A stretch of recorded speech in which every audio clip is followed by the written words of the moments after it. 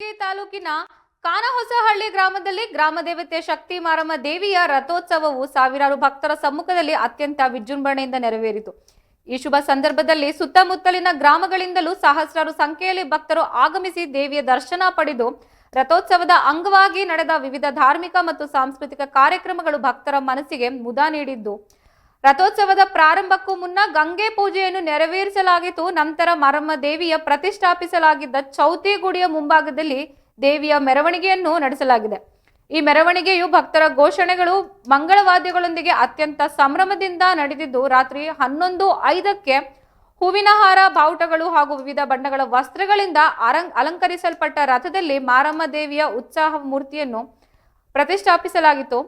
ರಥೋತ್ಸವದಲ್ಲಿ ಭಾಗವಹಿಸಿದ್ದ ಭಕ್ತರು ರಥಕ್ಕೆ ಬಾಳೆಹಣ್ಣು, ಉತ್ತತ್ಯಗಳನ್ನು ಎಸೆದು ಹರಕೆ ತೀರಿಸಿದ್ದು, ಮಹಿಳೆಯರು ದೇವಿಗೆ ಹಣ್ಣು, ಕಾಯಿ, ಬೇವಿನ ಎಸಳು ಸೇರಿದಂತೆ ವಿವಿಧ ವಸ್ತುಗಳನ್ನು ಭಕ್ತಿಯಿಂದ ಸಮರ್ಪಿಸಿದ್ದಾರೆ. ತಮಟೆ, ಉರುಮೆ ಸೇರಿದಂತೆ ಜಾನಪದ ವಾದ್ಯಗಳೊಂದಿಗೆ ಸಾಗಿದ ರಥವನ್ನು ಸಾವಿರಾರು ಪಾದಗಟ್ಟೆಗಳವರೆಗೂ ಎಳೆದುಕೊಂಡು ಹೋಗಿ ನಂತರ ವಾಪಸ್ಸು ತಂದು ನಿಲ್ಲಿಸಲಾಗಿದ್ದು, ಈ ವೇಳೆ ನೆರೆದಿದ್ದ ಭಕ್ತರು ಭಕ್ತಿಪೂರ್ವಕವಾಗಿ ದೇವಿಗೆ ನಮಸ್ಕರಿಸಿದ್ದಾರೆ.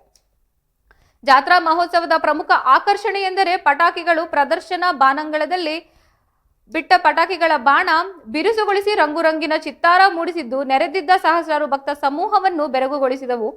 ಈ ದೃಶ್ಯವನ್ನು ಕಂಡು ಭಕ್ತರು ಸಂತಸಪಟ್ಟು ರಥೋತ್ಸವದ ಯಶಸ್ಸಿಗೆ ಗ್ರಾಮಸ್ಥರು ಹಾಗೂ ವಿವಿಧ ಸಮುದಾಯದ ಮುಖಂಡರು ಶ್ರಮಿಸಿದ್ದಾರೆ ಎಂದು ತಿಳಿದು ಬಂದಿದೆ.